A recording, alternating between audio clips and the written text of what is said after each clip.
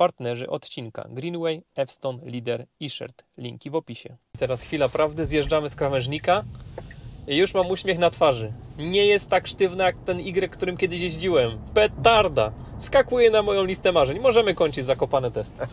W ogóle nie będę oryginalny w tym, co powiem, bo nie chcę już wsiadać do spalinowego. Zobaczymy, czy wie, gdzie jechać. No myślę, że wie. Myślę, że się domyśla. Cześć Pawle, cześć Pawle. Witaj. Po pierwsze trzeba się przywitać, ale dzisiaj się nie będę witał z pustymi rękami. O kurczę, dziękuję. Załapałeś się na bardzo. nową serię Dzięki. prezentów na zakopane teście. Zobacz, co w środku. Już sprawdzamy w takim razie. Proszę, koszulka. 100% bawełna. A koszulka jest od partnera odcinka, czyli iShirt.pl. Tesla Y już była na zakopane teście, więc tam link jak zawsze znajdziecie w opisie, ale ja szybciutko sprawdzę, jak wygląda podstawowa wersja. Podstawowa wersja, czyli 255/4519, całkiem dużych rozmiarów ogumienie. Mamy też przepastny bagażnik. No i szybciutkie pomiary bagażnika. Co my tutaj mamy? Mamy tutaj ponad metr w tym kierunku, potem mamy w tym kierunku kolejny metr i potem mamy do półeczki jakieś 40 cm, więc to co widzimy to jest 400 litrów, ale mamy wielkie schowki po lewej, po prawej oraz mamy tutaj coś, gdzie można taką wielką walizkę wsadzić. Ja myślę, że to z 200 litrów może mieć to, co jest pod spodem, a do tego jeszcze mamy bagażnik z przodu. Klik, klik, elektrycznie się składają. Ile tu jest do fotela ustawionego pode mnie? Ja mam 180 cm wzrostu, przed chwilą tam się ustawiłem i zobaczymy, co my tu mamy. I my tu mamy, kurczę, prawie 2 metry. Także ja bym się mógł tu bez problemu wyspać. No, petarda. Zobaczymy, ile jest miejsca na tylnej kanapie. Siedząc sam za sobą, mam 2 pięści wolnej przestrzeni tutaj. A gdy zobaczymy, co mam nad głową, to też mam prawie 2 pięści wolnej przestrzeni, a nad głową mam wielki, panoramiczny, szklany dach. A, jeszcze bagażnik z przodu, bo byśmy zapomnieli. Tak może w połowie tutaj około 90 cm mamy. Tutaj mamy centymetrów jakieś niecałe 50 może. I na głębokość, no tu jest więcej, bo tu jest prawie 40 cm. Tu jest jakieś 30 cm. No całkiem sporo. No i tutaj można z tyłu bagażnik otwierać na wiele sposobów. Paweł tam klika w telefonie, znakiem tego pewnie z telefonu tym razem. Tak jest. No i gotowe. A tu Paweł mi pokazuje, że z tyłu jest jeszcze taki patent. Można sobie położyć tylną kanapę bardziej na leżąco. A w przednich fotelach mamy jeszcze takie fajne kieszonki i z tyłu nawiew, 2 razy USB-C. Oczywiście płaska podłoga, duże tutaj podłokietniki, otwieranie elektryczne drzwi, szyby elektryczne, szyby bezramkowe, a co ciekawe, to i z przodu i z tyłu są klejone. Jak już jestem tutaj, to zobaczymy, ile to ma prześwitu. No dałbym jakieś 16-17 cm. No i szybciutko sprawdzamy, jaką przyczepę można pociągnąć. Jak to się robi? To minus 100 daje nam przyczepę, czyli w tym przypadku 1,5 tony. A wewnątrz oczywiście minimalizm. Natomiast tu jeszcze nie jest do przesady, bo mamy normalne kierunkowskazy. To jest taki minimalizm, który jestem w stanie jeszcze zaakceptować. I oczywiście regulowany elektrycznie fotel, oczywiście lusterka i kierownica, więc jak wsiadamy do samochodu, samochód nas rozpozna, ustawi wszystko pod kierowcę, którego telefon zauważył. I to jest według mnie petarda rozwiązanie. I Pawle, coś tu mi się wydaje, że to jest ta wersja już taka na, jak to mówiłeś? Tesla Vision, także nie ma już czujników ultradźwiękowych ani z przodu, ani z tyłu. Wszystko opiera się na kamerach. No, tutaj Tesla poszła grubo. A gdyby ktoś się zastanawiał, czemu ten bagażnik się tak za mało otwiera, to jest na to prosta odpowiedź. Jak to, Pawle, jak to działa? No, działa bardzo prosto, po prostu ustawia się ręcznie bagażnik, naciskając przycisk na kilka sekund zapamiętuje się jego pozycję. Czyli niech zgadnę, masz za niski garaż. Tak, mam za niski garaż. I tak sobie ustawiłeś. Tak, tak. Natomiast nie ma problemu, jeżeli chce się podnieść wyżej, no można to podnieść. Można z powrotem zaprogramować. Jak maksymalnie się podnosi? Maksymalnie, tak. Tak, może żebym tutaj nie zepsuł. Mam 180 cm wzrostu i do bagażnika jeszcze 2 pięści wolnej przestrzeni, także zdecydowanie podnosi się wysoko. Bardzo. No i co, jesteśmy na pokładzie, komisyjnie kasujemy zegary i będziemy ruszać w stronę Zakopanego. Widzimy widok z lewej, widok z prawej, widok do tyłu, tu jeszcze z przodu To jest ten Tesla Vision, czyli te czujniki oparte na kamerach, a nie na ultradźwiękach.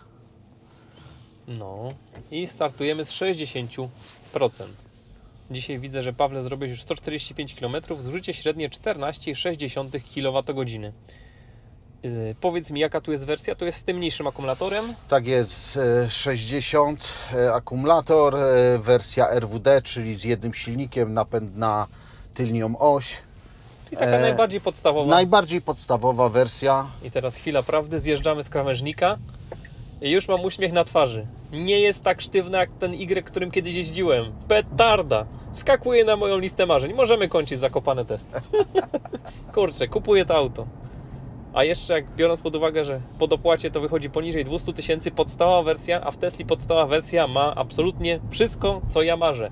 Dobre światła, aktywny tempomat, utrzymanie na pasie ruchu, podgrzewaną kierownicę, podgrzewane fotele. Czegoż chcieć więcej? Nawet podgrzewane wycieraczki. O, a to jest w ogóle super opcja na zimę, bo co zamarza zimą? Wycieraczki. Wycieraczki. Ma też podgrzewane wszystkie fotele, także również te tylnie I tam są jest podgrzewane. chyba 5 w sumie stref podgrzewania foteli, Tak tak? jest. I oczywiście mamy też podgrzewaną kierownicę. Kompletny elektryk. I popatrzcie, od wielu lat wymieniam podstawowe wyposażenie, jakie muszę mieć w aucie. I tak się dziwnym trafem okazuje, że no wiem, że Musk tego nie słuchał, ale zrobił dokładnie to, co ja. A dlaczego tak zrobił? Bo Tesla ma największe doświadczenie. Oni wiedzą, czego kierowcy oczekują i czego potrzebują. I to jest coś, czego Tesli nie można na pewno odmówić, że ma duże doświadczenie. Mogę tak powiedzieć? Chyba tak. Podpisujesz się pod tym? Podpisuję się pod tym, poza tym dodałbym tylko jedną rzecz, że wydaje mi się, że słuchają, że Tesla słucha, co użytkownicy potrzebują, jakie zgłaszają problemy. Oczywiście również różnie jest to z tym wdrażaniem. Jedne rzeczy szybciej, drugie dużo wolniej, ale mimo wszystko wydaje mi się, że słuchają. To kiedy, Pawle, odebrałeś to auto? Ile nim przejechałeś? Jakie są Twoje doświadczenia? No na razie bardzo niewielkie moje doświadczenia są, dlatego że jest to mój pierwszy elektryk. Pierwszy samochód z napędem elektrycznym, a odebrałem 25 marca, więc jeszcze nie... Nawet nie miesiąc. Nie cały miesiąc, tak. To jaki masz przebieg aktualnie? Przebieg aktualnie w tej chwili jest 2725 km. Popatrzcie, a podobno elektrykami się nie da jeździć. A tu następny dowód na to, że da się, bo w 3 tygodnie można wykręcić prawie 3000. Ależ mi się to auto podoba. Tu oczywiście mamy jeszcze indukcję, z tego co pamiętam. Tak jest, tu są dwie ładowarki indukcyjne. Tutaj mamy duży schowek. Taki bardzo głęboki, Całkiem przepasny. głęboki. 2 na kubeczki i jeszcze tutaj schoweczek w podłokietniku. Podłokietnik duży, amerykański, nie taka jakaś tam popierdółka. Schowek otwierany z menu komputera przed nami. Jak tu jest cichutko. No tak, jeździ się dużo ciszej i na zewnątrz, i w środku. Jako osoba, która posiada elektryka od niecałego miesiąca, no to jestem tym właśnie zachwycony. Tą ciszą, gdzie dociera do Ciebie tylko szum opon i wiatru. No naprawdę kapitalna sprawa. No, a ja tutaj podziwiam kapitalne zawieszenie, bo to jest auto naprawdę świetnie się prowadzące. Zobaczył pieszego, nas tutaj ostrzegł, a nie jest za sztywne. Kurczę, to ja kupuję Y. To jest chyba moje następne auto, jeśli kiedyś mi się uda, to jestem zachorowany na Y w tym momencie. Prowadź do Centrum Edukacji Przyrodniczej Tatrzańskiego Parku Narodowego.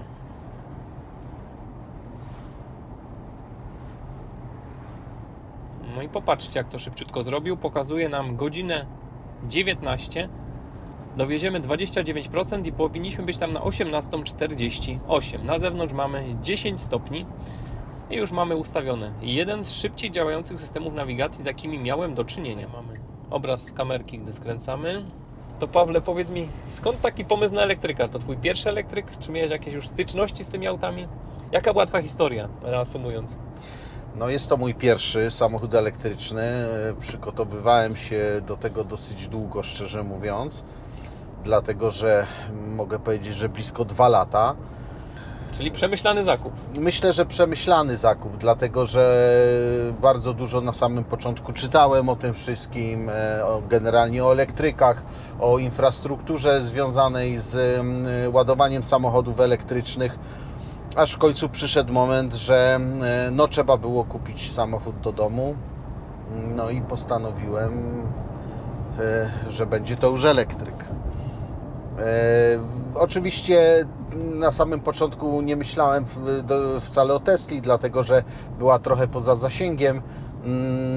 Natomiast nie byłem do końca zdecydowany, czy chcę takie małe auto na tylko do jazdy do pracy, czy coś większego, bardziej wygodnego, żeby jednak tym autem gdzieś można było jeszcze jechać. Oglądałem wszystko. Oglądałem Kia, Mercedesy, Fiaty.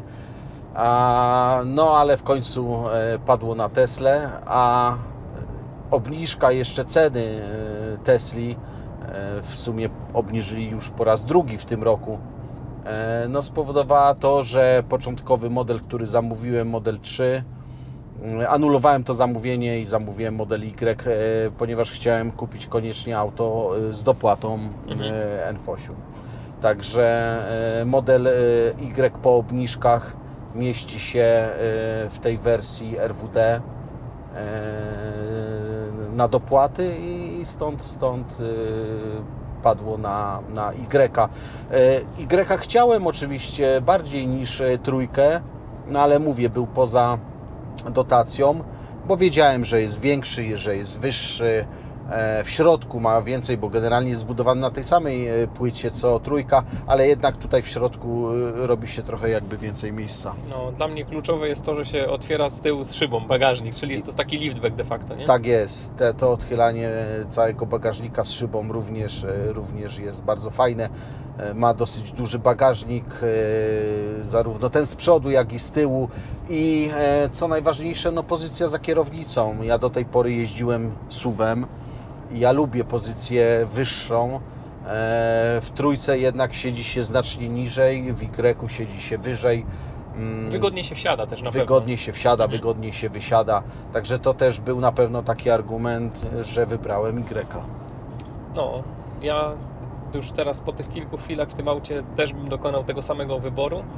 A gdy jechałem pierwsza z Y, to bym się zastanawiał, bo w pierwszym Y przeszkadzało mi za sztywne zawieszenie. Tutaj tego efektu nie ma, także petarda. Gratuluję Ci tego samochodu. Zazwyczaj to mówię na koniec zakopane testu, ale Teslami się tyle najeździła, a tu jedyna rzecz, która mi przeszkadzała, została naprawiona i już wiem, że chcę to auto. Także w sumie możecie już dalej nie oglądać, ale jak chcecie, to zapraszam. Będzie dzisiaj w odcinku znowu kolejny raz partner Fizi Publishing. Mamy taki ciekawy produkt, kolekcjonerski zestaw. 140 będzie wydań. W sumie tak wygląda to, że pierwszą przesyłkę mamy 2 egzemplarze, mamy 24,95, w drugiej mamy 2 egzemplarze za 50 niecałych złotych i trzecia przesyłka to są 3 egzemplarze, suma korzyści jakieś 110 zł. Już mówię, o co chodzi. Chodzi o to, że to jest transporter bolidów F1 z 2007 roku zespołu Ferrari. W środku mamy 2 bolidy F1. Felipe Massa jeździł jednym z nich, a drugim Fernando Alonso. Czyli jeden z nich jest mistrzem świata. Dajcie znać w komentarzach, który. Przynajmniej w 2007 roku Ferrari było mistrzem świata, zresztą wielokrotnie było mistrzem świata, jeśli chodzi o producentów, konstruktorów F1. To jest taki zestaw subskrypcyjny, czyli że sobie tam zamawiamy, możemy płacić albo za pobraniem, albo możemy zapłacić kartą. Jak zapłacimy kartą, mamy darmowe wysyłki. Wysyłka może być do paczkomatu lub wysyłka może być kurierem. Jak chcemy za pobraniem, to będzie tam jakaś opłata 7 zł, 6,95 dokładnie. Wysyłki będą po 3 numery. W środku oczywiście instrukcja, trochę historii F1, no i elementy do składania. Ja już tu zacząłem składanie, także zaraz Wam tutaj pokażę, jak to mniej więcej wygląda w realu. Dostajemy wszystkie śrubki, śrubokręciki i składamy. Zaczyna się od czegoś takiego, to jest w pierwszym numerze. Tu już mam poskładane kilka elementów. Fajnie to jest zrobione, przy czym trzeba pilnować śrubek, bo jak się złe śrubki wkręci, zły gwint, to można sobie gwint popsuć. Także tutaj taka moja uwaga. No i do tego tak to będzie wyglądać. Ja tutaj dam na pewno większą przebitkę. A tu mam już już drugi, kolejny numer. Tak to przychodzi zapakowane, elementy w środku, no i sobie składamy. W sumie 140 numerów, no to chyba za jakieś 2,5 roku będziemy sobie to składać, więc trochę czasu na składanie jest przed nami. Ja tam kiedyś jeździłem na Formułę, na Węgry, na Hungaroring, więc jak ktoś ma takie wspomnienia, to myślę, że z przyjemnością będzie składał sobie taki model. Jest to taki kolekcjonerski model, pierwszy raz w Polsce taki wydany. No i chyba tyle. Po więcej informacji oczywiście jak zwykle odsyłam do linków, w opisie będzie więcej, jak to sobie można zakupić, link do strony, gdzie można sobie taką subskrypcję zrobić. A, jeszcze z ważniejszych rzeczy, subskrypcję można w dowolnym momencie anulować. A myślę, że warto spróbować. Pierwsze 2 egzemplarze to jest tylko 24,95, można zaryzykować i samemu ocenić, czy to jest fajnie zrobione. Według mnie jest fajnie zrobione, instrukcja też jest fajnie zrobiona.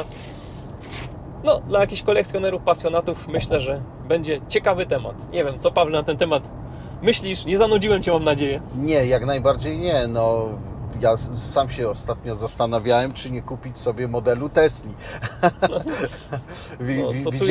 Widziałem na forum, że w half price'ie były z Matchboxa modele Tesli i wielu użytkowników Tesli, osób, które są na forum, widziałem, że kupili. No, jest taka grupa, która na pewno się tym tematem zainteresuje. A my co? My dojechaliśmy do Myślenic. Pokazuje nam jeszcze, że będziemy jechać tylko godzinkę i że dojedziemy na 30% na ten moment. I trip A mamy na tą chwilę zużycie 14,3 kWh. Uważam, że bardzo nieduże. Ci, Pawle, jeździ. Jakie plusy, minusy tego auta? Już jakieś odkryłeś? No w sumie prawie 3000 km to nie jest jazda testowa 20 km wokół komina czy salonu.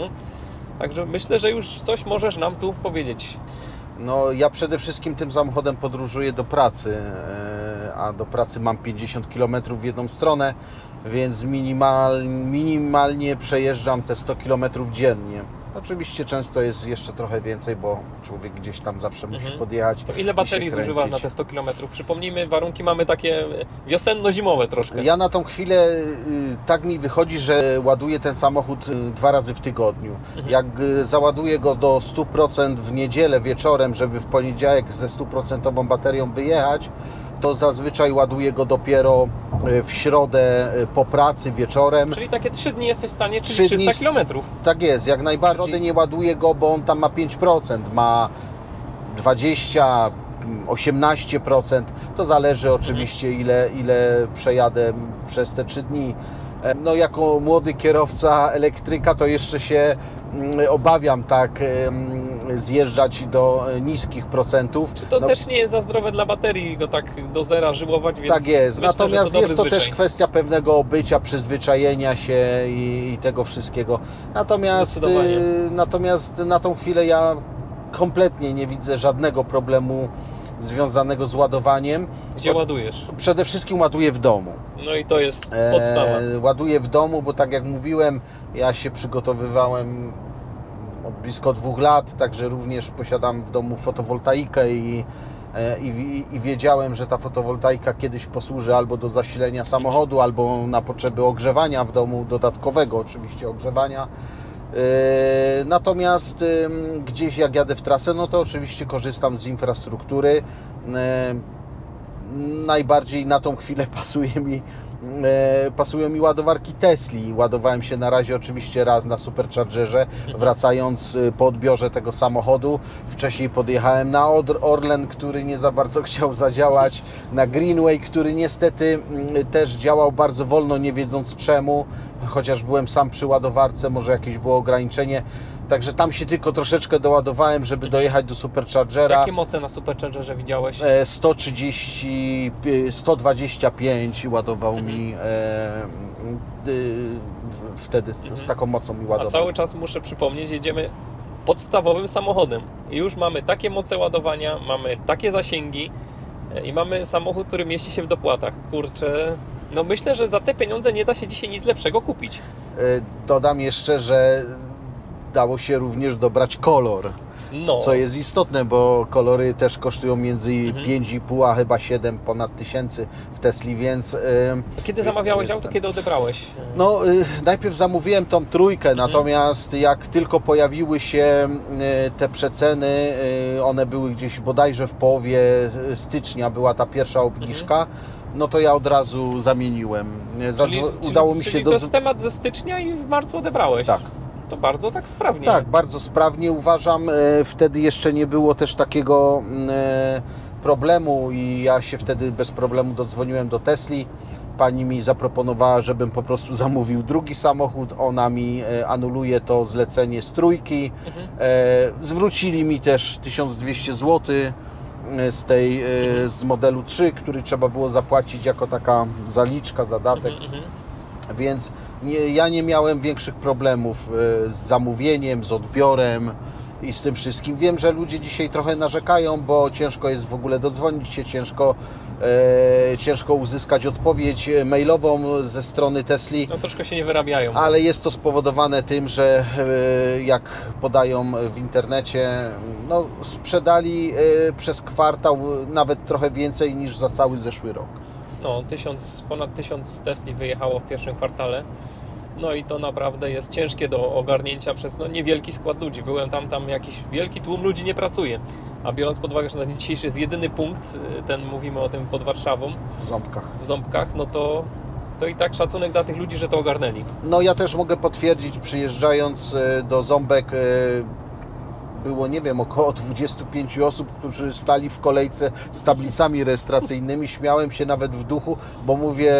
Jak za dawnych czasów, nie? No i większy tłum niż w piekarni po bułki, więc mówię, co tu się dzieje. Ale szło to bardzo sprawnie, naprawdę. Tutaj nie mogę nic zarzucić pracownikom Tesli w Ząbkach, dlatego, że oni się naprawdę uwijali. Starali się pomóc, starali się w ramach swoich możliwości każdemu poświęcić trochę czasu, żeby po prostu jak najszybciej odebrał auto i szczęśliwie jechał do domu. Pewno, że człowiek się wkurza, jak piszesz jednego, drugiego i trzeciego maila i nikt Ci nie odpowiada. No tutaj można powiedzieć na tą chwilę właściwie tylko zaapelować do Tesli. No otwierajcie jak najszybciej salon z prawdziwego zdarzenia w Katowicach, serwis w Katowicach i w innych rejonach Polski, bo popyt jest. Popyt jest, zapotrzebowanie na usługi jest, no to trzeba temu sprostać. No będę się dzisiaj chyba powtarzał, ale jak mi się tu przyjemnie jedzie. Jedziemy sobie na autopilocie, czyli tu za wiele nie trzeba robić, auto jedzie samo, ładnie trzyma się na środku pasa, nie cuduje, nie kombinuje, jak to niektóre systemy potrafią robić, radzi sobie dobrze z zakrętami. Zaraz będzie nam tu pewnie krzyczał o to, żeby trzymać kierownicę. My tu w pełnej gotowości, bo jak zawsze będę powtarzał, trzeba bardzo uważać na te systemy. To są tylko systemy i każdy system się kiedyś pomyli. Dlatego trzeba bacznie... One mają wspomóc, a nie zastąpić kierowcę, Dokładnie. Więc oczywiście, że tak. No ja bardzo często, bo zaczynam temu coraz bardziej ufać, jeżdżę z ręką tutaj, trzymając kierownicę, wówczas on nie domaga się ode mnie tak bez przerwy, żebym gdzieś tam łapał, bo czuję tą, a ja jestem w stanie mimo wszystko zainterweniować. No i popatrzcie, co tutaj jedzie. Dajcie znać w komentarzach, cóż to za sprzęt. Jeszcze dodam, że tutaj mamy baterię LFP, czyli baterię, która ma dużo więcej cykli ładowania i nie bardzo jej szkodzi ładowanie do 100%. Ładowanie do 100% jest zalecane z takiego to powodu, że te baterie pracują na stałym napięciu i gdy nie są ładowane do 100%, to po pewnym czasie auto może nie być świadome, ile ma procent. No i wjeżdżamy do tunelu. Oby ich zrobili jeszcze więcej i żebyśmy jeszcze sprawniej, bezpieczniej i krócej dojeżdżali. Czy już po tym miesiącu jazdy prawie masz jakieś swoje spostrzeżenia na temat przesiadki ze spalinowego auta na elektryka? No mam i w ogóle nie będę oryginalny w tym, co powiem, bo nie chcę już wsiadać do spalinowego. Mamy w domu jeszcze auto spalinowe, ale po prostu nie chcę. Jeżeli gdziekolwiek mam jechać, siadam do elektryka, do Tesli, a jadąc z kimś jako pasażer, bo zdarza mi się to też, no to słyszę ten cały szum, to wszystko i jeszcze bardziej doceniam jazdę elektrykiem. No, to jest coś, co trzeba zaznać, co trzeba przeżyć, co trzeba sprawdzić. Tu kiedyś było ograniczenie, jak nie było jeszcze tunelu i Tesla tutaj teraz sobie o tym ograniczeniu w jakiś dziwny sposób przypomniała i zaczęła nam zwalniać, ale to wystarczy pedał przyspieszenia dotknąć i my mamy kontrolę nad samochodem. Myślę, że jest potrzebna aktualizacja map, która w Tesli, z tego co wiem, mogę się mylić, niech koledzy mnie poprawią, którzy mają większe doświadczenie, jest 2 razy do roku. Także pomimo, że odebrałem samochód, tak jak mówiłem, już tutaj 25 marca i były w sumie 3 aktualizacje systemu, to nie było aktualizacji mapy. Bo były te aktualizacje dotyczące tych czujników opartych na kamerach, czyli tych czujników zbliżeniowych, tego Tesla Vision, potem jakaś inna, mniejsza aktualizacja mówiąca o tym, że są tam jakieś poprawki dotyczące systemu, natomiast aktualizacji map, z tego co się orientuję, nie było jeszcze. Stąd być może właśnie te błędy na tej stosunkowo świeżo otwartej drodze. No, błędy się zdarzają wszędzie i wszystkim i taki jest świat. Nie ma co mówić, że Tesla to jest idealny produkt, bo takie produkty nie istnieją na tym świecie. Są stworzone przez ludzi, a ludzie z natury nie są idealni. No i tak bym to skwitował. Natomiast są auta, które są bliskie ideału i bardzo dalekie ideału. Ja dzisiaj muszę tu powiedzieć z całą świadomością tego, co mówię, że to jest auto dla mnie bliskie ideału, jeśli chodzi o elektryka. Oczywiście, że można mieć większą baterię, można mieć napęd na 4 koła, ale na co dzień do takiej przejażdżki, jak Ty robisz, czy teraz razem robimy, myślę, że to jest bez znaczenia. Tak, myślę, że tak. Oczywiście, że można powiedzieć, że każde auto, które ma napęd na 4 koła jest bezpieczniejsze, szczególnie na śliskich nawierzchniach zimą, czy właśnie w takim okresie jesienno-zimowym. A my już przejeżdżamy nad skansenem kolejowym w Chabówce i nie mogę się nadziwić, jak mamy dzisiaj niskie zużycie. Na zewnątrz jest naprawdę zimno, nieprzyjemnie, 8 stopni, jeszcze tak mgliście, a my tutaj aktualnie mamy 16 kWh na 100. Petarda zużycie. To auto jest niesamowicie oszczędne. Tesla przez lata nauczyła się optymalizować swoje napędy i coś, co mnie zawsze tutaj budzi podziw, to jak te auta są oszczędne. A to w sumie ma znaczenie, no bo ten prąd w tym roku jest 3 razy droższy niż w tamtym roku. No, oczywiście my mamy fotowoltaikę, więc możemy nie brać tego pod uwagę, ale jak ktoś nie ma, to jest jakiś argument za Teslą na pewno. Zwolniła teraz. No, tutaj mamy taką serpentynkę. Tesla sama zwolniła, na razie sama skręca. To jest naprawdę ostry skręt. Oczywiście Paweł kontroluje sytuację.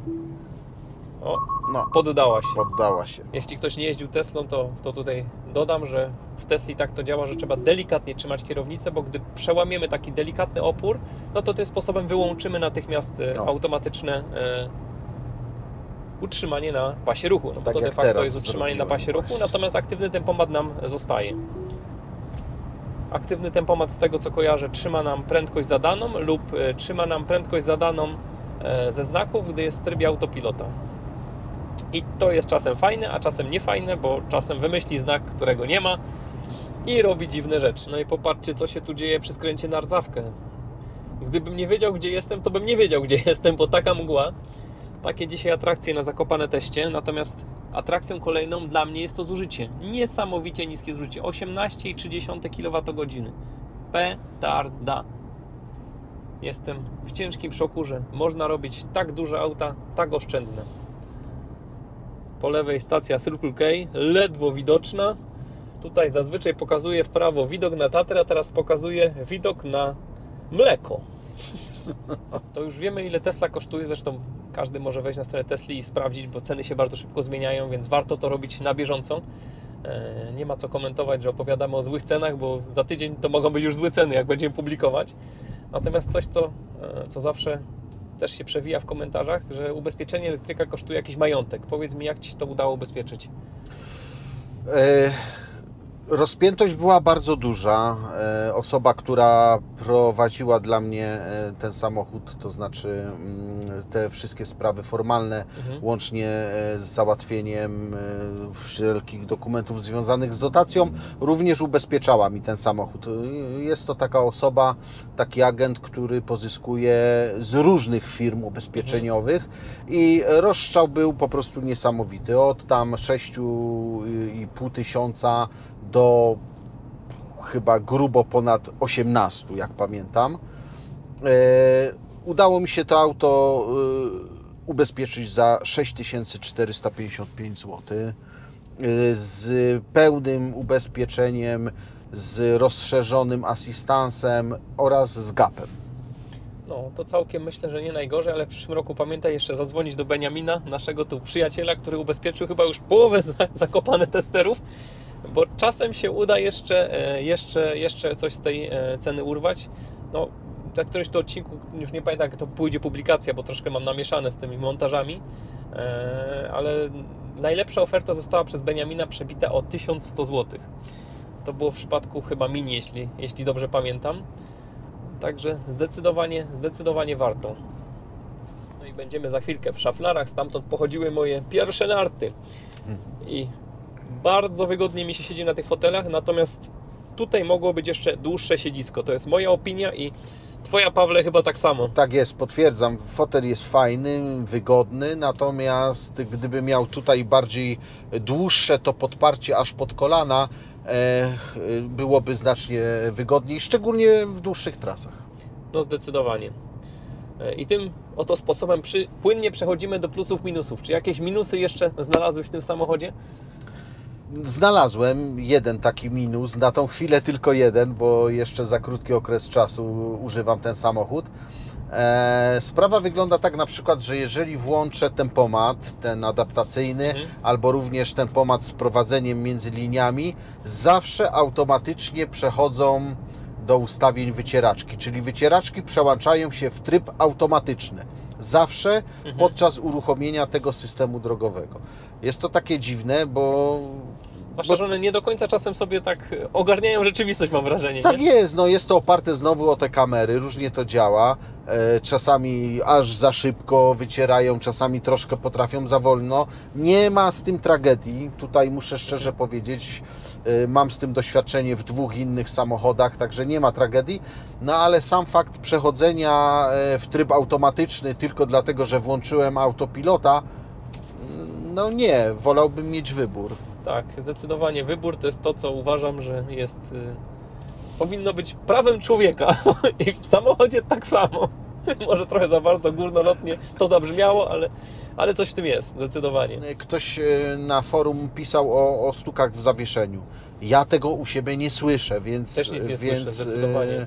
Nie wiem, czy to przypadłość tamtego modelu, tego kolegi, czy coś innego się stało. Ja na tą chwilę nie odkryłem jakichś takich wad. No i coś, co mi się bardzo w Tesli podoba, on teraz sam się zatrzyma, a potem sam ruszy. Tak jest. A mało które auto to potrafi zrobić. Kapitalna sprawa jest również, uważam, z tymi poleceniami głosowymi w języku polskim. One naprawdę działają. Jak powie się wyraźnie, to rzeczywiście system to rozpoznaje, a można sterować przeróżnymi rzeczami, czy otwarciem bagażników, czy złożeniem lusterek, czy ustawieniem nawigacji.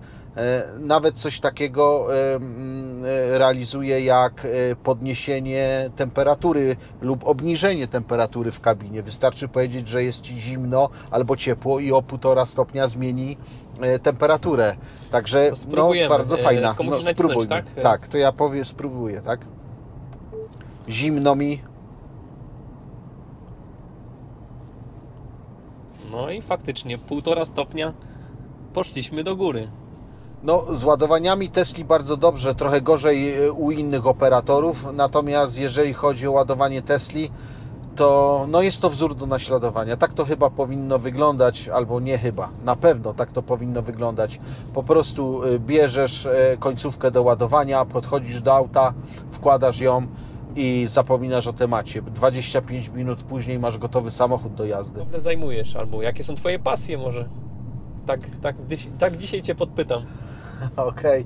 No, pracuję w przemyśle ciężkim w Zabrzu, natomiast prywatnie jestem pasjonatem motocykli, jestem motocyklistą od wielu, wielu lat i to jest moja pasja. Nie posiadam na razie motocykla elektrycznego, ale to też chyba przyszłość. No, ale pomimo, że pracujesz w przemyśle ciężkim i wywodzisz się z regionu takiego raczej kojarzonego ze starymi technologiami, to nie boisz się nowych technologii i za to szacunek dla Ciebie na pewno. Nie boję się, wręcz I łapka w górę. Nie boję się tych nowych technologii i jestem wręcz ich pasjonatem. Odlaplają, za chwilę tu przyjdziemy, a będziemy skręcać tam, gdzie wyjeżdża Subaru. To jest co to jest? Subaru Forester Subaru. starszy, ale... Nie pomyliłem się. Forester. Z wiekiem wzrok mi się pogarsza, ale jeszcze auta poznaję, więc nie jest źle. No i podjeżdżamy pod Greenwaya. Ja tu już szykuję kartę i będziemy się podładowywać. Mamy 32%.